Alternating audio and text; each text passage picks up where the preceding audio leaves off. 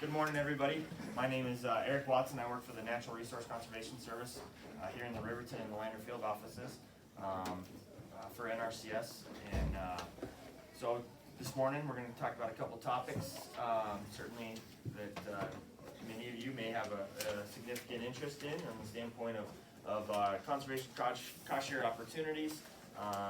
Kind of go give a general spiel about what the opportunities would be, the different programs, the different practices, and then if any of that stuff is of an interest of you, I would encourage you to I'll be at the booth in here. We can kind of make an appointment and we can kind of talk individual ranch stuff and see if there's an opportunity at that point. So really informal, guys. Please ask questions as we go. You're not gonna disturb the presentation at all. In fact, I actually encourage the discussion. So we'll go ahead and get started here. So little FYI, if I don't take out the trash can and everything with it. What is NRCS? So NRCS is a non-regulatory federal agency. What's that? Hallelujah. Yeah, non-regulatory. I don't carry a gun. I don't have a badge, and I come out when you ask me to come out. It's kind of the best of both worlds that way.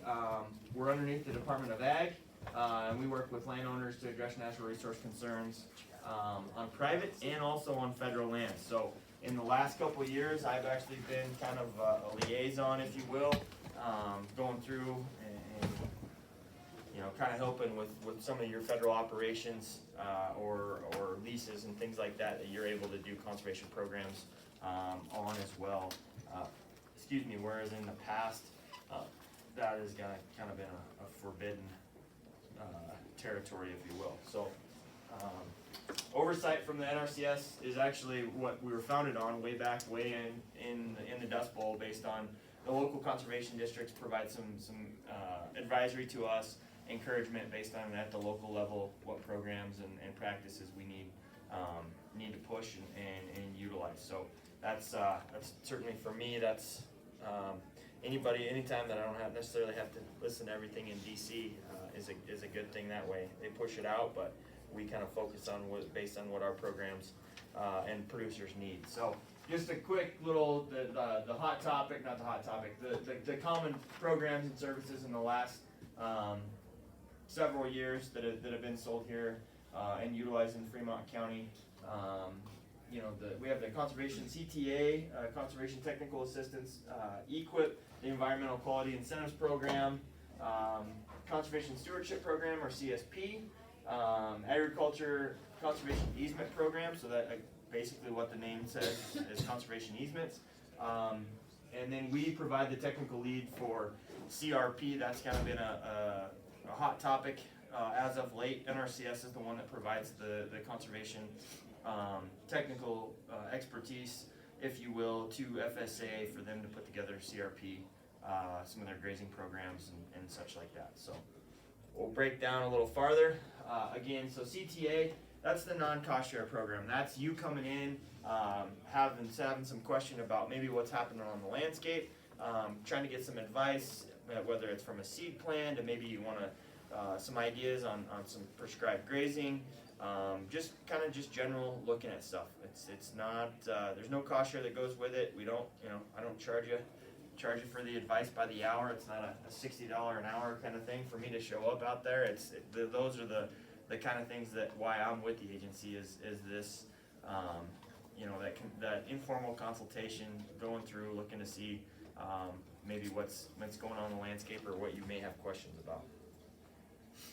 The Environmental Quality Incentives Program, so EQIP, that's one of the ones that is probably our mainstay program as of late. Again, it's a voluntary conservation program that promotes agriculture production while improving environmental quality. So EQIP, again, conservation improvement both on the structural side, i.e. Pivots, stockwater pipelines, tanks, prescribed grazing, all of those things. If you can think it, there's probably a practice that under EQIP we can look at doing. Available practices, so this is like the last 3 years since I've been here as the DC. Come on in, don't Don't be shy. There is seats up front. You know, there's correlated information with people that sits in front that are, get the A in class. So, available practices. You know, again, I said livestock pipelines, water tanks, spring development, solar wells and tanks, integrated pest management. That's been a hot topic here as of late with the annual invasive species, cheatgrass, things like that on range control, juniper removal. Not super big here, right? We're in Wyoming. We have done some of that removal, but many times in Wyoming when we have a tree, that's somewhat of a holy grail. We don't want to maybe cut it down. So windbreaks, range and pasture seeding, fencing and cross fencing, both on the rangeland and as well as on the pasture.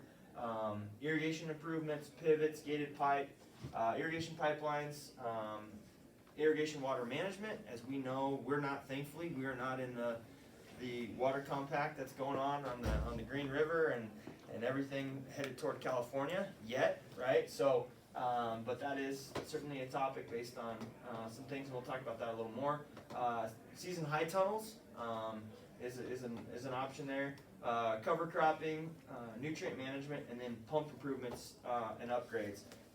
You know, the pivot may be good, but maybe we're utilizing a pump that's, you know, 80 years old, diesel generator. The efficiency is probably met and not there.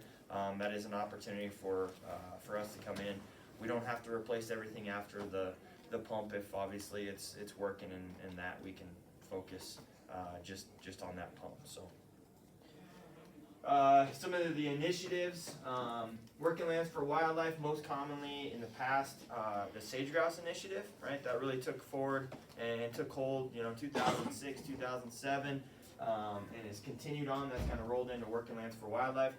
Anybody that's been that's listened to the news on the big game migratory initiative, that falls under this program as well. Energy conservation and climate smart. I should have had everybody check your knives in at the door. I just have to read off what's on the screen there, but there is certainly some benefit with some of that. And then also, as we know, in the last, you know, probably 10 or 15 years, on the standpoint of soil health, complete soil health, and that's not a touchy-feely term. That is just, you know, basic. You know, it's almost like your health as an individual. I will tell you, I don't come in with bedside manner and a stool and tell you about your soil health like maybe your doctor does during your annual physical exam. But the energy conservation, the climate smart, we talked about the pump aspect. It's not, you know, an uncommon thing coming in, looking at doing an energy audit on your home place. I worked in Montana before I came back to my Wyoming.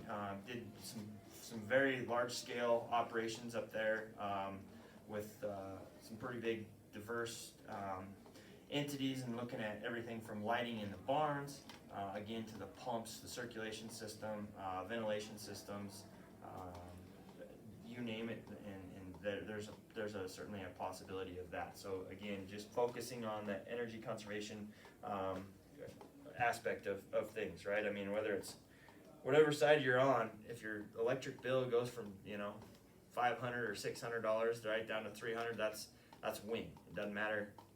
There's no politics associated with that. So the soil health and climate smart, again, so we're providing that financial and technical assistance to maybe make that shift from doing, you know, maybe conventional full width tillage into a reduced tillage or no-till system. You know, obviously the benefits of, you know, not only the carbon footprint, right? I don't know, it's crazy. I live in Lander and come over here and there's 45 cents difference in diesel fuel in 29 miles. I'm not, somebody's getting a fat check on that, but you know, still at $3 and, you know, 45 cents a gallon or whatever. I don't even know what the one stop is saying right now. I mean, that's a lot of money on the standpoint if we're going through the field several times in operation. The science has caught up with the publications, and certainly that generation on the standpoint of we're limiting the trips across the field, limiting the amount of diesel that we have to burn. Ultimately, it's a bottom line decision at that point. If you can farm with doing less, obviously everyone's going to probably want to do that. I mean, if it takes me 10 minutes to unload the dishwasher versus half an hour, I'm gonna you know? I'm gonna stack a bunch of stuff on and get through and go versus do one fork and one knife at a time. Reduced tillage, again, you know, we're looking at reducing on the standpoint of the sheet and rill, the particulate matter that's obviously up when the wind blows, and certainly whenever maybe we get some storm events and we got some of that detachment. We're looking at obviously reduced energy use, increasing that plant available moisture. There's a lot of things in that aspect on the standpoint of armoring your soil and keeping something over the top so we don't have that evapotranspiration that occurs. We live in a 5 to 9, and we take every drop that we get. And if we're just taking $100 bills and setting them on the end of the table and seeing at the end of the year how many are still there, I'm going to go with probably 0 on that aspect of retention. So same kind of concept, and then obviously decreasing the disturbance and increasing the diversity within that. I made it through college on hot dogs, ramen, and Keystone Light. I don't know if I could do that right now. So that's increasing that diversity throughout, you know, your soils and all of that. Probably would need to be maintain that same. So again, another profile. We have a full width tillage operation, a reduced tillage operation, and then a no-till operation. Talked about again that minimizing that disturbance, keeping that soil armor on there, and through that. So cover crop, we talked about that. Cover crop does not have to take the place of a cash crop. I don't push it in that aspect either. I mean, certainly where I see this fit the best here in Fremont County is the guys that are going on the standpoint of they're harvesting barley, right? They're either in their hay rotations, they're coming out, they're breaking that, they're going in with, you know, either an oats or a hay barley. You know, and then they're harvesting and haying that, you know, mid-July, first part of August. Coming in, there's a lot of science on the standpoint of keeping a living root in the soil at all times, feeding microbes, and certainly, you know, the diversity in the plant community. The tangible product that I see here is all of us generally, many people have livestock. That's an additional tangible product that's being produced that you have the ability, you've got the hay off with the hay barley, you can come back, let it grow, put your cover crop in, let it go full term, let it frost kill out, and then come back in and graze that. It's probably, I could probably win the argument with both implement dealers out there. The most efficient combine that anybody could remotely come up with or sell is through the mouth of a cow. There's very little waste. And the harvest efficiency is way higher, and you get more tonnage that way. So that's certainly an avenue here in Fremont County that I see as an opportunity to adding, you know, something of that nature into it. With that being said, you know, when we're seeding in mid-July, early August, right? Traditionally, our crop species and crop types that we grow in Fremont County are cool seasons, whether they're cool season broadleaf or cool season grasses. That provides us an opportunity for like integrated pest management where we're trying to break a disease cycle in there, and then we're growing either a warm season broadleaf or a warm season broadleaf or a warm season grass to help kind of with some of that aspect as well. Conservation crop rotation, again, looking at maybe diversifying what we have on the standpoint of for our rotation. There is not a cookie cutter plan, I will tell you that. It just depends on each operation and what aspects folks are wanting to look at and achieve. You know, you couple that with, you know, conservation crop rotation, conservation tillage, either residue tillage management or no-till, and cover crop. You know, you're kind of in the middle here. With some harmony and you know, increased production and yield with that. Very common, obviously. We've all seen that. It's right. It's all in the eyes of the beholder. What you like and what you don't. We talked about nutrient management. Certainly, based on what we do, we pay a percentage and a flat rate per acre to do nutrient management. Anybody have just a general idea? Who does every year does soil sampling, or has the co-op do it, right? So certainly what we look at from the standpoint of for payments and look at what that opportunity is, it certainly covers the cost of what the core is, and I haven't had one case in 3 years, and I did this in the Golden Triangle in Montana.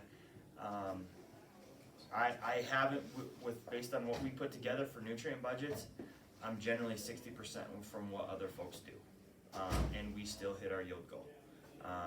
Anybody that's had to buy nitrogen fertilizer in the last year, you cringe at the diesel pump. Just wait till you buy fertilizer, right? I mean, that's one of those. I would be probably pretty grouchy for a month after I did that, with doing that. So certainly a cost savings based on that. And again, you come in and do nutrient management, and you tell me, what your yield goal is. We put a budget together. We have never. I'm still alive because I'm sure if we would have messed up and somebody didn't hit a yield goal, I'm sure somebody would be waiting on a dark parking lot for me to make my way out based on your livelihood. Maybe not. Maybe that's just a fear of mine. But we haven't not. Folks have hit their yield goals at the same time of saving money. So certainly a good opportunity again for financial planning and maybe even some recovery, things like that. The bankers are actually pretty excited when they hear that they're doing nutrient management. That's that much less than an operating note that they got to put in there. So irrigation water management, again, the timing, right, with the standpoint of the right source, the right rate, right time, and right place. Certainly, they're depending on how things are looked at, timing. The conventional, we're going to turn water on, May 17th because it came in the ditch on May 15th. May not. I mean, based on what you're utilizing for intake rates, actually might not show that. Your soil may have enough in there where you can actually push back a couple weeks with what we're irrigating and cycling, as well as late in the summer, and then when it's time to for senesce time. So that can be done obviously everybody can do it with moisture by feel. Got a couple books out there on my table for that, or we can go even higher on the standpoint of telemetry that comes on these systems on pivots or additional that you can do with additional soil water moisture sensors. It's so easy anymore, honestly, the infrastructure and the interfaces with technology. I had a first year farmer, not versed in a lot of things.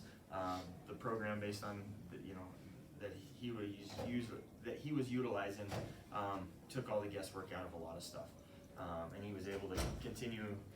He was irrigating twice more than everybody else around him that had ran out of water early. So it's pretty cool that way on the standpoint. New guy on the block actually had some success. So high tunnels, traditionally this has been an avenue, certainly with urban agriculture. The ranchers' wives, these guys actually like to take advantage of this, right? They all have gardens at home, and that's certainly an income, maybe a farmer's market, or maybe it's your number one, your enterprise. And so we have the opportunity, with high tunnel systems to extend that growing season that much farther. They're not greenhouses. There's been a lot of questions with that.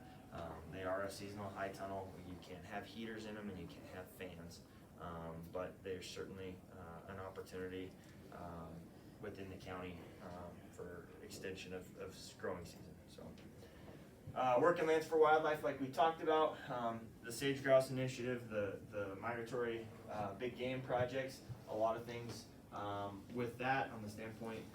We've utilized, I think this will be our third year, and with the first rendition, we're probably pushing 100 miles of fence that we've taken out. So it's been one of those where, the fence was there as soon as the Oregon Trail went through, and there's sheep fences, and they're down, and it's a maintenance thing, and their post broke off, and they're just not functional. It's a maintenance nightmare for producers, as well as provides a pretty, on a standpoint of big game and wildlife in general. Trying to traverse through all that is an avenue, or certainly a block. And so we have the opportunity to go in and look at things like that, as well as some grazing systems, again, stock water pipelines, all of that. It's different. It's a flavor of the day, and it's just an opportunity for cost share assistance through that. So again, the ultimate goal of the initiative is to help ensure sustainable use of a good sagebrush habitat for both livestock and wildlife, including sage grouse and big game. So conservation stewardship program. So typically the conservation stewardship program it's more management dominated, based on what may or may not you be looking at within your operation. Typically it's not something that folks look at when they're doing structural practices. These are 5-year contracts or 5-year agreements with annual payments based on the conservation practices that you're doing, and the annual rental rates and activity payments based on that. So CSP enhancements, so the kind of big arcing, grazing management, animal health and production, nutrient management, integrated pest management for treating annual grasses and weeds, forage harvest management, some crop rotation, soil health, energy updates for on-farm and then headquarters, and then also as well as wildlife conservation. CRP grassland, again, FSA manages that. I just know it's been a big topic. Everybody comes in and wants to talk to me about CRP, and I can give you what my part is, but everything else is an FSA program. So so land eligibility, so FSA, they're the ones that determine what lands are in or out, and then we're the ones that have to kind of evaluate that. It's very, unless it's under, currently under CRP, or an easement, or is enrolled, in another program, it's probably eligible for things. And the ladies in here at the FSA office are great, and they would be able to answer your questions based on some land eligibility. Certainly, it's a great opportunity to get some cost share assistance on the standpoint of grazing in a sustainable means and factor, all of which we're all about. So NRCS will put together the grazing plan for that, and then it's an annual check based on your records and grazing and things like that. So just wanted to throw that out as an opportunity. I would encourage you guys to go to FSA and look at that based on what we have for rangeland. That's the other thing. It's only dominated by rangeland enrollment and acres that way. Pasture is included, but there's certainly some stipulations that come with some of that. So our easement program, this is an opportunity. Folks that may have young kids up and coming, maybe they're looking forward to doing a transition from generations. This is a great avenue to be able to run through and make that trade-off and make it that much more affordable. Certainly everybody's worried about the subdivision showing up in the back door. I encourage folks when we're talking and we're doing maybe estate planning, if they come to us, it's a great opportunity to NRCS is not going to be coming to you and telling you what to do in your bottom line. We're just going to make sure you're basically selling the right for perpetuity to subdivide. So, which me being an ag kid, I think that's great. There's just never an opportunity for that. So again, provides that financial assistance and offset, for perpetuity for folks to continue to do what they do. Typically, there's only two easement programs: the agriculture land easement and then the wetland reserve. The wetland reserve obviously focuses more on the wetland aspect of things. The agriculture land easement is more production ag. Everybody that's probably sitting in here looks like that. So It continues the purpose way back when the FRPP was the Farm and Ranch Protection Program. Again, the same principle and premise of what I just said. Protecting that opportunity from folks to being able to subdivide or things like that. So if you have questions on easements, just come into the office. Any questions in general. So know that programs are competitive. It's not a come in and we do it right at that point. We have batching dates and all of those things. So obviously coming in early. If you come in late, that doesn't mean that you're not able to do it.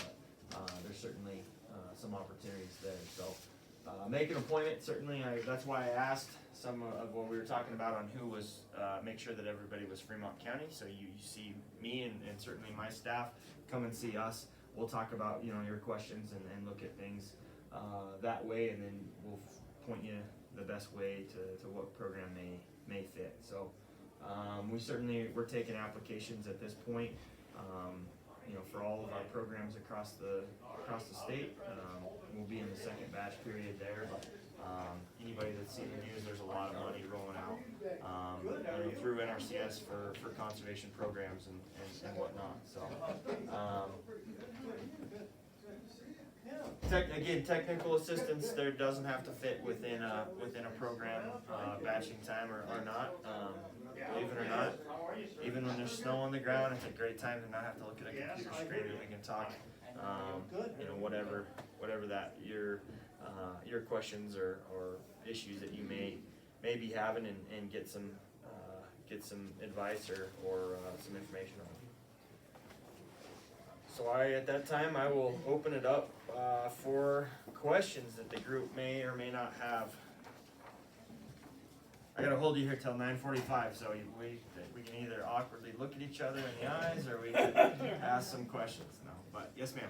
Yeah, so if I heard you correctly, is there funding available for fence removal of old fences that may be inhibiting? Absolutely, yep. And that's an opportunity where fences can be removed and not put back. I mean, there's tons of fences that may not be needed to go back. The only stipulation I have is if I touched on earlier about having the opportunity to work on federal lands.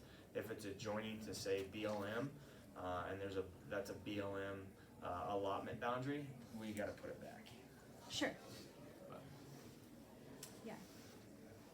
Great, good question. I have my candy bag too. Yes, sir. Eric, what if I just don't even know where to start? I've been doing whatever's been doing, Yep. Grandpa and Dad for a long time, and so I've just been ingrained in that. Mm-hmm. Do I just call you up and say, come Absolutely. talk to me, here's how I operate, Yep. now give me some help? Yep. No, that's the way I like to do it, honestly. Unless folks know and have researched things that they're looking for, that informal first visit, driving around in the truck with you, or sitting at the kitchen table, or sitting around my office and just kind of getting a feel and a baseline. I don't get consignment on programs or push, so we want to make sure it's right for you and what you're doing. So that's the best way, honestly. So anything else? Mr. Crofts, you're not one to not ask any good questions. At least tell a good joke. At least a good He's joke. always good for How a good soon joke. are you gonna get Mr. Havenkamp replaced? That we have somebody to work on the Yeah. range on the monitoring. As soon as I can, honestly. I have been playing a crazy ex-girlfriend with the powers of be for several months now. So Thank you. sooner or not. Squeaky wheel gets the grease, right? Yep. Hopefully. If not, I'm gonna smoke my bearings. Yes, sir. Maybe a crazy question, but the EQIP,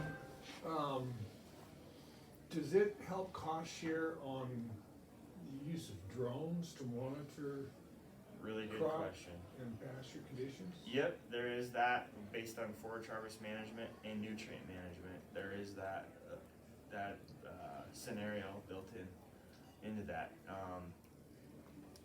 with the whole federal aviation rules and things like that, it's made it tricky, right? Cause there was that time where everybody had to be a pilot to be a drone pilot and all of that, and then they put it back, so then you just have to have the drone endorsement, which has opened it up, but yes, that is an option.